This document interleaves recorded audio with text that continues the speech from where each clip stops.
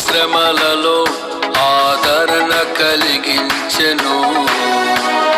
వాక్యమే కృపావాక్యమే నన్ను వీడని అనుబంధమై, నీ మాటలే జలధారలై సంతృప్తినిచ్చెను. నీ మాటలే. పిల్లరా, దేవుని వాక్యం చదువుకుందాం. మరి ప్రార్థన విజ్ఞాపనకు మనము చేరి వచ్చి ఉండగా దేవుని మాటలు చదువుకొని కొంత ధ్యానం చేసి తర్వాత తిరిగి ప్రార్థన విజ్ఞాపనలోనికి వెళదాం. అపోస్తలుడైన పౌలు తిమోతికి వ్రాసిన 2వ పత్రిక. అపోస్తలుడైన పౌలు తిమోతికి వ్రాసిన 2వ పత్రిక.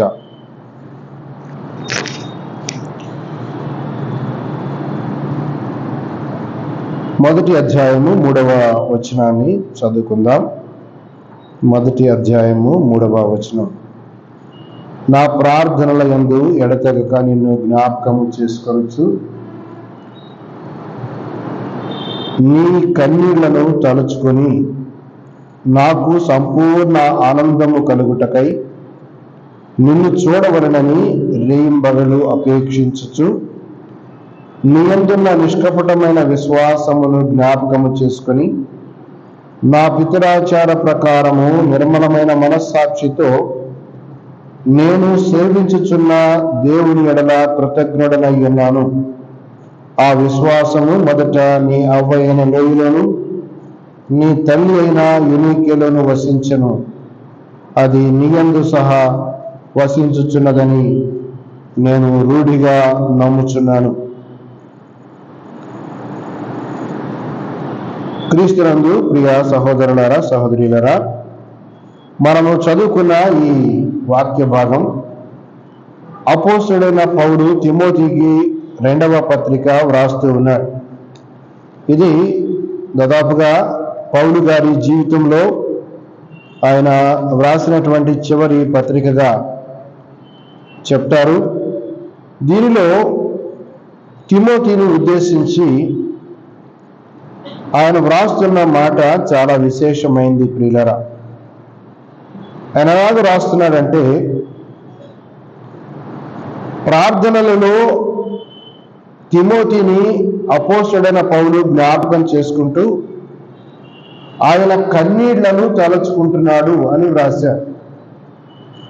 ఆయన కన్నీళ్లను తలచుకుంటూ వ్రాస్తూ ఉన్నాడు. తిమోతికి ఉన్నటువంటి ఒక మంచి లక్షణం ఈ మాటల్లో మనం గమనిస్తున్నాం. ప్రియులారా, ఆయన కన్నీరు కార్చే అలవాటు ఉంది. దేని కొరకు ఆయన కన్నీరు కారుస్తాడు అంటే సంఘముల యొక్క క్షేమము కొరకు అనేటువంటి మాట ప్రియులారా మనము చూస్తాం. సంఘముల యొక్క క్షేమము కొరకై, విశ్వాసుల క్షేమము కొరకు తిమోతి ఎంతో బాధ్యతాయుతముగా అపోస్తలుడైన పౌలు రాసిన అనేక పత్రికల్లో అపోస్తలుడైన పౌలు తిరిగి తిమోతి ఇద్దరు కలిసి వ్రాసినట్లుగా మనము చూస్తాం. అపోస్తలుడైన పౌలు తిమోతిని కూడా వెంట పెట్టుకొని తిమోతితో కలిసి పత్రిక వ్రాస్తున్నట్టుగా మనం చూస్తున్నప్పుడు ఆయన ఎంత ఆసక్తి కలిగిన వాడో మనము చూస్తూ ఉండగా, మనం ఈ రాత్రి దేవుని మాటల్లో నుంచి తిమోతి కన్నీళ్లు కార్చేటువంటి వాడు, తిమోతికి దేవుని యొక్క సంఘము పట్ల అలాంటి చింత, ఆవేదన ఆయనకు ఉన్నాయి అనేటువంటి సంగతి ప్రియులారా మనము దేవుని వాక్యాన్ని బట్టి మనం గమనిస్తూ ఉన్నాం. ఇది మనకు ఎంతైనా అవసరమయ్యున్నది. ఇది ఎంతైనా అవసరం. ఎందుకు చింతపడాలి, ఎందుకు వారి గురించినటువంటి ఆలోచన చేయాలి అని అంటే మనం చూస్తాము, అది అపోస్తలుడైనటువంటి పౌలు గారి దగ్గర ఉన్నటువంటి లక్షణంగా మనం చూస్తాం. అన్నిటిని గురించిన చింత నాకు కలదు అన్నాడు. పౌలు గారి దగ్గర పెరిగినటువంటి తిమోతి వేరు లక్షణాలుగా ఆయనకేముండవు. కన్నీరు కార్చేటువంటి అలవాటు. ఆయన కన్నీటితో బ్రతిమలాడుకుంటూ సంఘాలకు ఉత్తరాలు రాశాడు. అపోస్తలుడైన పౌలు కన్నీటితో బ్రతిమలాడుతున్నాను అంటాడు, వేడుకుంటున్నాను అంటాడు. సంఘములో ఉన్నటువంటి పరిస్థితులను బట్టి ఆయన అలాగా తాను వేదన పడిన వాడుగా, ఎప్పుడు అదే ఆలోచన కలిగినటువంటి వాడుగా అపోస్తలుడైన పౌలును మనం చూస్తూ ఉంటే, తిమోతి కూడా అదే లైన్లో ఉంటున్నాడు. ఇది చాలా ప్రాముఖ్యమైన సంగతి ప్రియులారా. దేవుని సన్నిధిలో అనేక అవసరాల కొరకు కన్నీరు కార్చే వారిని మనం చూస్తాం. దేవుని సన్నిధిలో అనేక అవసరాల కొరకు కుటుంబ పరంగా కన్నీటితో ప్రార్థన చేయడం, అనేక అవసరాల కొరకై కన్నీటితో ప్రార్థన చేసేది మనం చూస్తాం. కానీ అవి తప్పు అని మనం చెప్పం, అది కూడా అవసరమే. కానీ దానికంటే మించి మనము దేని కొరకు కన్నీటితో వేడుకోవాలి అంటే, సంఘము యొక్క క్షేమము కొరకు. సంఘము క్షేమం కొరకు కన్నీరు రావాలంటే, సంఘ క్షేమం కొరకు వేదన పడాలి, దుఃఖంతో నిండిపోవాలి అంటే, దాని గురించినటువంటి ప్రేమ, సంఘము గురించినటువంటి దాని మీద ఉన్నటువంటి శ్రద్ధ మనము చూడగలగాలి ప్రియులారా. అది ఉన్నప్పుడు మాత్రమే అది సాధ్యం. కానీ లేకపోతే మనము సంఘము కొరకై అలాగా బాధపడటం అనేటువంటిది చూడం. నెహెమ్యా గ్రంథంలో ఒక మాట చూద్దాం. దేవుని దాసుడైనటువంటి నెహెమ్యా గ్రంథము 1వ అధ్యాయం 4వ వచనాన్ని చదువుకుందాం. నెహెమ్యా గ్రంథము 1వ అధ్యాయం 4వ వచనాన్ని చదువుతున్నాను చూడండి. ఈ మాటలు వినినప్పుడు, ఏ మాటలు విన్నారు? 3వ వచనంలో చూస్తే, చెరపట్టబడిన వారిలో శేషించిన వారు ఆ దేశములో బహుగా శ్రమను నిందను పొందుచున్నారు. చెరపట్టబడిన వారిలో శేషం. ఎంత విచారకరమైన మాట! ఆ మాట నెహెమ్యా యొక్క దృష్టికి వచ్చినప్పుడు, వారు ఆ దేశములో బహుగా శ్రమను నిందను పొందుచున్నారు, బాధపడుతున్నారు, నింద పాలవుతున్నారు, బహుగా బాధపడుతున్నారు అని ఆయన దృష్టికి వచ్చింది. అంత మాత్రమే కాకుండా యెరూషలేము యొక్క ప్రాకారము పడద్రోయబడింది అన్నాడు. యెరూషలేము యొక్క ప్రాకారము పడద్రోయబడింది, దాని గుమ్మములను అగ్ని చేత కాల్చబడ్డాయి. ఈ మాటను వింటుండగా, ఆ మాటలు విన్నప్పుడు నెహెమ్యా అంటున్నాడు, నేను కూర్చుండి ఏడ్చి కొన్ని దినములు దుఃఖముతో ఉపవాసం ఉంది ఆకాశమందలి దేవుని ఎదుట విజ్ఞాపన చేసి తిని అన్నాడు. ఈయన పొజిషన్ చూస్తే ఈయనకేం బాగలేదు. ఈయన ఒక చక్కగా రాజుకు గిన్నెందించేటువంటి పొజిషన్లో ఉన్నాడు. ఈయన దగ్గర అలాంటి ఇబ్బందులు ఏమి లేవు. కానీ ఎవరిని గురించినటువంటి చింత?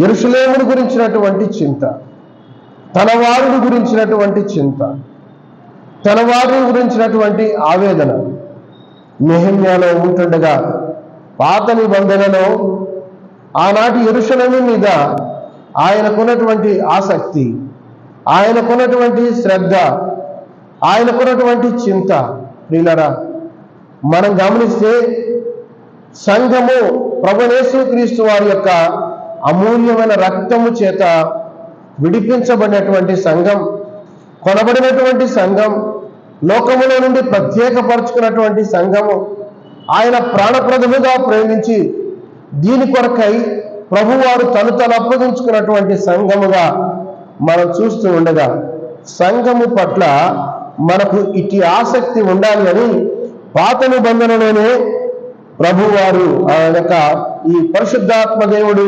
నెహెమ్యాకు ఉన్నటువంటి చింత వ్రాయించాడు అని మనం చూస్తాం. 2వ అధ్యాయం చూడండి.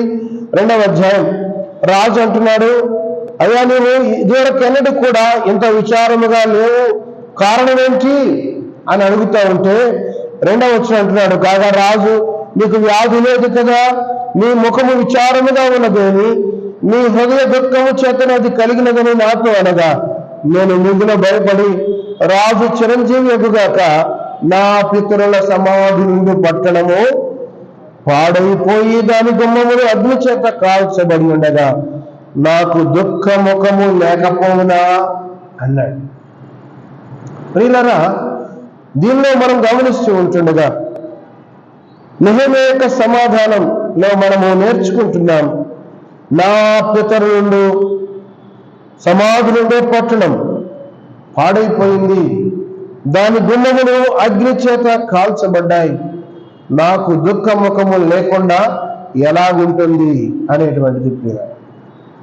ఈ 2 విషయాలు అలాగుంచి సంఘము పట్ల అలాంటి ఆసక్తి మనము కలిగి ఉండాలి. అదే సమయంలో మన వ్యక్తిగత జీవితాన్ని ఆలోచన చేసినప్పుడు వ్యక్తిగత జీవితంలో ప్రాకారములు పడిపోయినట్లుగా, గుమ్మములు అగ్ని చేత కాల్చబడినట్లుగా ప్రభువైన యేసుక్రీస్తు వారు మనలో ఉంచినటువంటి పరిశుద్ధాత్మ దేవుడు దుఃఖముతో ఉన్నట్టుగా అనేక సందర్భాలు మనకు కనబడుతున్నప్పుడు మనము పైకి సంతోషంగా ఎలాగా ఉండగలుగుతాం?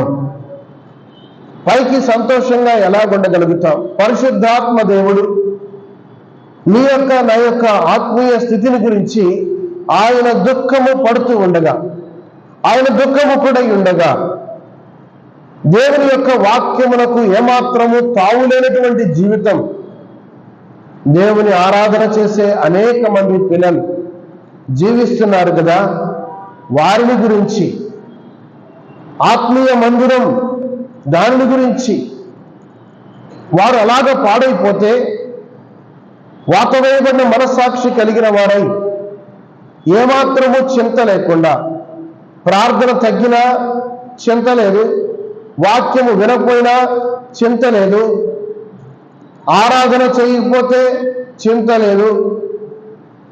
ఇవన్నీ ఏంటి అనంటే ఆత్మీయముగా ఆ పునాదులు పాడైపోయినటువంటి సంగతి. మందిరము తగలబెట్టబడినటువంటి సంగతి, గుమ్మములు కాల్చివేయబడినటువంటి సంగతిని జ్ఞాపకం చేయడం లేదా? ప్రియులారా, మనము ఆలోచన చేయాలి. నెహెమ్యా యొక్క చింత, నెహెమ్యా ఆ విధంగా ఎందుకు అలాగుంటున్నాడంటే ఆయన హృదయ వేదన రాజు అడిగితే కూడా చెప్పాడు, నాకు దుఃఖము లేకుండా ఎలా ఉంటుంది అన్నాడు. క్రీస్తునందు ప్రియమైనటువంటి సహోదరులారా, సహోదరులారా, మనము దుఃఖము గనక పొందే పనైతే దానిని నివారణ చేయడం ఎట్లో మనకు తెలుస్తుంది. ఇలాంటి విచారకరమైన సంగతి జరిగినప్పుడు ఆయన పరలోకమందున్న దేవునికి ప్రార్థన చేశాడు. ఇది ఈ రాత్రి మనం నేర్చుకోవాల్సిన సంగతి. కన్నీటితో ఆయన ప్రార్థన చేస్తున్నాడు. ఎవరైతే సరిచేయగలరో, ఎవరి కంట్రోల్లో, ఎవరి అధీనంలో అన్నీ ఉన్నాయో ఆయనకు, ఆ దేవాది దేవునికి, సర్వశక్తి సంపన్నునికి నెహెమ్యా ప్రార్థన చేస్తున్నట్లుగా ఉన్నాడు. అలాగైతే మనము ఎంతగా ప్రార్థన చేయాలి? జీవితంలో జరిగేటువంటి సంభవాలను బట్టి, మనము వ్యవహరిస్తున్నటువంటి తీరుని బట్టి, మన ఆత్మీయులుగా మనము చల్లారిపోయినటువంటి పరిస్థితి మనకు కనబడుతున్నప్పుడు మనం ఎంతో వేదన పడవలసిన వారంగా ప్రియులారా మనము ఉన్నాం. 119వ కీర్తన చదువుకుందాం. 119వ కీర్తన 136వ వచనం. 119వ కీర్తన 136వ వచనం. దేవుని ప్రజలు దేవుని ధర్మశాస్త్రమును అనుసరించకపోయినందున నా కన్నీరు ఏరులై పారుచున్నది అన్నాడు. కీర్తనకారుడు అంటున్నాడు, ఎందుకు ఆయనకు కన్నీరు ఆయనకు ఆగకుండా వస్తా ఉంది అంటే, దేవుని ప్రజలు అన్నాడు. దేవుని ప్రజలు, దేవుని వాక్యానుసారంగా నడుచుకోవలసినటువంటి ప్రజలు, ధర్మశాస్త్రమును అనుసరించి నడుచుకోవలసినటువంటి ప్రజలు ధర్మశాస్త్రమును త్రోసివేసి నడుచుకుంటున్న వారుగా ఉన్నారు. వారు ఇష్టానుసారముగా జీవిస్తూ ఉన్నారు. అనుసరించకపోయినందుకు అన్నాడు. పిల్లరా, ధర్మశాస్త్రమును అనుసరించకపోతే దేవుని భక్తుని యొక్క కన్నీరుని మనం గమనిస్తూ ఉన్నాం. ఎంత విచారకరమైన సంగతి అది. మనము ఎలాగ తీసుకోవాలి ఆత్మీయముగా అంటే, ఆత్మీయం ఎలా తీసుకోవాలి? దేవుని వాక్యమును అనుసరించకుండా మనము ఒకవేళ నడుస్తూ ఉంటే మన గురించినటువంటి ఆలోచన, మన గురించినటువంటి వేదన మనకు ఉండాలి కదా ప్రియులారా. మన కుటుంబాల్లో అనేక మంది అలాగ ఉండటం లేదు అని అంటే మనము వేదన లేకుండా నిశ్చింతగా కడుపు నిండా తిని ఎలాగ పడుకోగలుగుతాం? చక్కగా మనము వారి విషయమై ప్రార్థన చేయాలి. మనము సరిచేయలేకపోవచ్చు, కానీ సరిచేయగలిగిన దేవుడు మనకు ఆకాశం విన్నాడు. ఆయన మన తండ్రి, మన ప్రార్థనను ఆలకించేవాడుగా ఉన్నాడు. ఆత్మీయముగా సరిచేయబడాలి అనేటువంటి ఆలోచన ఉన్నట్లయితే ఆ విషయమై మనం ప్రార్థన చేస్తే అట్టి ప్రార్థన ఎన్నటికి త్రోసివేయబడదు, శీఘ్రముగా దానికి జవాబు వస్తుంది. మన కుటుంబాలు అనేక మంది రక్షింపబడలేదు. మన కుటుంబాలు అనేక మంది రక్షింపబడలేదు. ప్రభువైన యేసుక్రీస్తు వారు చెప్పినట్లుగా ఆయన రాకడ కొరకై అనేకము సిద్ధము అవుతూ ఉన్నాయి. లోకములో జరుగుతున్నటువంటి సంగతులు గమనిస్తే అవన్నీ కూడా ప్రభువు రాబోతున్నాడు అన్నట్టుగా తెలియచేయబడుతుంటే, మరి ప్రభు నమ్మిన విధమైనటువంటి మన వరకు మనము రక్షింపబడితే మిగతా వారి సంగతి ఏంటో మనము ఆలోచన చేయాలి ప్రియులారా. వారి విషయమై ఆలోచన కలిగి ఉండాలి. వారి విషయమైనటువంటి శ్రద్ధ మనం కలిగి ఉండాలి. వారి విషయమైనటువంటి చింత, కన్నీరు మనము ప్రియులారా మనము కలిగి ఉండాలి. వేదన కలిగి ఉండాలి. వేదన కలిగి ఉండాలి ప్రియులారా. మనం గమనిస్తూ ఉన్నాం, మనము ధర్మశాస్త్రమును అనుసరించకపోయినటువంటి వారు, క్రొత్త నిబంధనలో వాక్యమును అనుసరించని వారు, వాక్యమును అనుసరించక రక్షణ వేనికి రాకపోయినటువంటి వారి విషయమై మనం ఆలోచన చేసి జాగ్రత్తగా మనం ప్రార్థన చేయవలసిన వారంగా ఉన్నాం. కన్నీరు ఏరులై పారుతుంది అన్నాడు. ఏరులై పారడంలో ఏంటంటే అది అలంకారప్రాయంగా వ్రాయబడినటువంటి మాటే కానీ కన్నీరు ఏరులు కాదు. కానీ ఆ కన్నీరు ఆగకుండా వస్తా ఉంది. దాన్ని భక్తుడు ఆ విధంగా వ్రాస్తూ ఉన్నాడు. దినవృత్తాంతముల 2వ గ్రంథం 34వ అధ్యాయం 27వ వచనంలో రాజైన యోషియాకు సంభవించినటువంటి సంగతి మనం చూస్తాం. దేవుని ప్రజలపైకి శాపము రానున్నదని తెలిసి తెలుసుకున్న మీద రాజైన యోషియా దాని గురించి యెహోవా సెలవిచ్చిన ఆ యొక్క తీర్పు, ఆ కఠినమైనటువంటి సంగతి రాను ఉన్నదని ఎరిగిన వాడై, ఆయన మెత్తని మనస్సు కలిగిన వాడై, ఆయన సన్నిధిని తాను తగ్గించుకొని ఆయన వస్త్రములు చెప్పుకొని ఆయన సన్నిధిని కన్నీరు విడిచినట్లుగా రాజైన యోషియాను గురించి మనం చదువుతున్నాం. పట్టణం మీదకి రాబోతున్నటువంటి ఉపద్రవం, పట్టణం మీదకి రాబోతున్నటువంటి దేవుని కోపం, దేవుని ప్రచండమైనటువంటి తీర్పు అది తెలుసుకున్నప్పుడు ఆయన ఎంతో నలిగిపోయిన వాడుగా ఉన్నాడు. ఆయన మనస్సు మెత్తనిదై ఆయన సన్నిధిని తాను తగ్గించుకున్నాడు. తన వస్త్రాలు చింపుకున్నాడు. ఆయన సన్నిధిని కన్నీరు కార్చాడు అనేటువంటి మాటలు ప్రియులారా మనం చూస్తూ ఉండగా మనం ఎలాగా రియాక్ట్ అవుతున్నాం? సందర్భాలు జరుగుతున్నప్పుడు మనము చూడనట్టుగా ఉండకూడదు. ప్రార్థనలో మనము దేవుని సన్నిధిలో విలపించవలసిన వారముగా ప్రియులారా మనం ఉంటున్నాం. ఇర్మియా గ్రంథము 9వ అధ్యాయం 1వ వచనాన్ని చదువుకుందాం. ఇర్మీయా గ్రంథము 9వ అధ్యాయం 1వ వచనం, మొదటి వచనం. నా జనులలో హతమైన వారిని గురించి నేను దివారాత్రము కన్నీరు విడిచినట్లు నా తల జలమయముగాను నా కన్ను కన్నీళ్ల ఓటగాను ఉండును గాక అంటున్నాడు. 13వ అధ్యాయంలో 17వ వచనంలో దేవుని ప్రజలు చెరపట్టబడినందున ఆయన తన కన్నీరు విడుస్తున్నాడు. ఈ విషయంలో మనం ఆలోచన చేస్తే మనము ఎంతమందిని ఆయా విషయాలతో చెరపట్టబడ్డాం కదా, చెరపట్టబడుతున్నాం, ఆరాధన చేస్తున్నాం, కానీ కొన్ని విషయాలు పట్టి ఉన్నాయి. అవి మనల్ని వదిలిపెట్టడం లేదు. అవి మనల్ని వాటి నుంచి మనం తప్పించుకోలేకుండా ఉన్నాం. వాటన్నిటి గురించి మనం ప్రార్థన చేయాలి. అడుగుడు మీకు ఇవ్వబడినంత భౌతిక సంబంధమైన సంగతులు అడిగి అందరితో నేను ప్రార్థన చేశాను అని మనము అనుకుంటున్నాం. అవి కూడా అవసరమే, వాటి గురించి ప్రార్థన చేయాలి.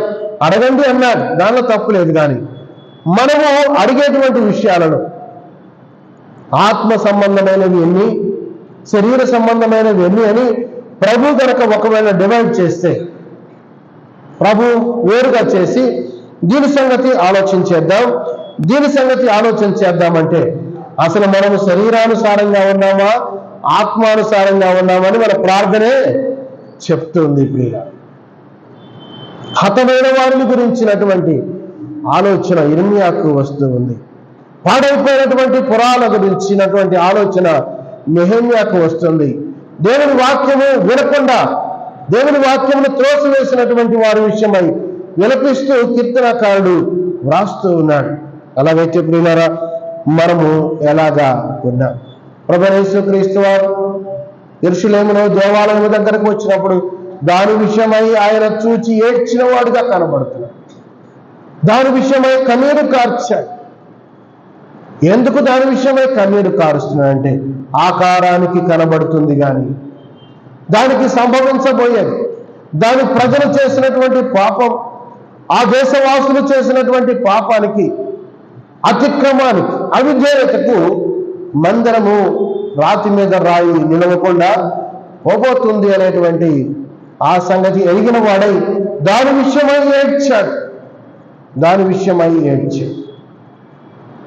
ప్రభువైన యేసుక్రీస్తు వారు ఆయన శిలువ శ్రమ పొందబోయే ముందుగా గెత్సెమనే వనములో కూడా ఆయన ఎంతగానో కన్నీరు కార్చిన వాడిగా ఉన్నాడు. ఆయన కలవరపడ్డాడని, ఆయన ఎంతగా మరి విభ్రాంతి పొందాడు అనేటువంటి మాట మనము సువార్తలలో చూడగలుగుతాం. ఆయన విభ్రాంతి పొందాడు, ఆయన కలవరపడ్డాడు, మరింత వేదనగా ప్రార్థన చేశాడు. ఆయన చెమట నేల పడుచున్న రక్త బిందువుల వలె అయ్యేంతగా ఆయన ప్రార్థన చేసిన వాడిగా ఉన్నాడు. దేనికోసం అంటే శిలువ శిక్షను తప్పించుకోవడానికి కాదు ప్రియ. ఆయన వచ్చిందే అందుకు. ఆయనే చెప్పారు, నేను నా ప్రాణం పెట్టడానికే వచ్చానని చెప్పిన ఆయన దాని గురించి ప్రార్థన చేసిన వాడు కాదు. ప్రజలందరి రక్షణ కార్యములు నెరవేరుస్తూ వారి విషయమై ఆలోచన చేసినప్పుడు నిందకు నా హృదయము బ్రద్దలాయను అని కీర్తనలు 69లో ప్రవచనం అది నెరవేరడానికి యేసు ప్రభు ఆయన వేదన పొందిన వాడుగా మనము చూస్తున్నాం. కాబట్టి ప్రియులారా, మనము గమనిస్తే ఈ సంగతులను మనము ఆత్మీయముగా ఆలోచన చేసినప్పుడు మనము ఆయన సన్నిధిలో సుదీర్ఘమైన ప్రార్థన చేయలేకపోవచ్చు, కానీ మన వారిని గురించినటువంటి ఆసక్తి, మనల్ని గురించినటువంటి శ్రద్ధ కదా మనకి ఉండాలి ప్రియులారా. ఇది చాలయ్య నాకు అనేటట్టుగా మన ప్రార్థన ఉంటే ప్రభు ఎంత మెచ్చుకుంటాడో కదా. సొలొమోను అన్ని అడిగితేనే ఇచ్చాడా? దేవుడు కాదు కదా. సొలొమోను అన్ని అడగలేదు. ఆ సంగతి మనం ఆలోచన చేస్తే ఈ ప్రజలను పాలించాలి, తగిన జ్ఞానము నాకు ఇవ్వమని ప్రార్థన చేశాడు. అడగకపోయినా అవన్నీ కూడా ఆయన ఇచ్చాడు, కానీ ప్రార్థన చేసింది మాత్రం తగినటువంటి జ్ఞానం. శరీరంలో ఉన్నాం, మనం శరీర సంబంధుల మధ్య ఉంటున్నాం. మనం పొద్దున్న లేస్తే బయటకు వెళ్ళేదంతా వారి మధ్యనే, వారి మధ్య తిరుగుతున్నాం. అనేకం మన కళల్లో పడుతున్నాయి, అనేకం మన చెవుల్లో పడుతున్నాయి. వీటన్నిటిలో కూడా మనము చక్కని పరిపాలన చేయాలి. ఆయన ప్రజల కొరకై ఆయన సొలొమోను చేసినటువంటి ప్రార్థన లాగా, ప్రభువా ఇదిగో ఈ శరీరంలో ఉన్నాము, దీని విషయమై ప్రార్థన చేస్తున్నాము, నీకు మహిమకరముగా మేము జీవించాలి అని మనము ప్రార్థన చేయబద్ధులమై ఉన్నాం. అపోస్తలుడైన పౌలు తిమోతిని ఉద్దేశించి రాస్తున్నాడు, నీ కన్నీళ్లను నేను తలుచుకుంటున్నాను అన్నాడు. కన్నీళ్లను తలుచుకుంటున్నాడు. తిమోతి జ్ఞాపకం రాగానే తిమోతి కన్నీళ్లు పౌలుకి జ్ఞాపకం వచ్చినాయి. అంటే ఎంతగా ఆయన ఆ కన్నీటిని గమనించగలిగినాడో. ఆయన జైల్లో ఉన్నప్పుడు ఆయన ప్రక్కనే ఉన్న ఆదినాలు అవి చూస్తే ఎంతగా కన్నీరు. అలాంటి స్థాయిలో మన ప్రార్థనలు, విజ్ఞాపనలు ఉండాలి అని మనము జ్ఞాపకం చేయబడుతున్నాం. తిమోతికి రాస్తూ అన్నాడు, మనము సంపూర్ణమైన భక్తి మాన్యత కలిగి నెమ్మదిగాను సుఖముగాను బ్రతుకు నిమిత్తము మనుషులందరి కొరకు మనం ప్రార్థన చేయవలసిన వారంగా మనమున్నాం. రాజుల కొరకు, అధికారుల కొరకు మనము ప్రార్థన చేయాలి. వారి కొరకు మనం ప్రార్థన చేస్తూ ఉండగా చక్కని పరిపాలన అందించబడుతుంది. దేవుని యొక్క సువార్త వినబడుతుంది. దేవుని యొక్క సువార్త ప్రకటించే సువార్థికుల కోసం మనము ప్రార్థనలు చేయవలసిన వారంగా ఉన్నాం. వారి కొరకై విజ్ఞాపన చేయవలసిన వారంగా ఉన్నాం. వారి ప్రాణముల కొరకై వేడుకొనవలసిన వారంగా మనమున్నాం. అలాగే అదే సమయంలో మనము కూడా మన ఆత్మీయ స్థితిని కూడా మెరుగుపరుచుకోవడానికి ఎంతైనా కన్నీరు, దుఃఖము ఉండాలి. లేకుండా ఎలా ఉంటుంది అని నెహెమ్యా అన్న మాట మన హృదయాల్లో చేర్చుకుందాం. అలాగా ప్రార్థన చేయడానికై పరిశుద్ధాత్మ దేవుడు మనందరికీ తగిన సహాయము అనుగ్రహించుగాక. ప్రార్థన చేసుకుందాం. ప్రభునందు ప్రియులారా, మన ప్రియ ప్రభు రక్షకుడునైనటువంటి యేసుక్రీస్తు శ్రేష్టమైన నామంలో మీ అందరికీ హృదయపూర్వక వందనాలు.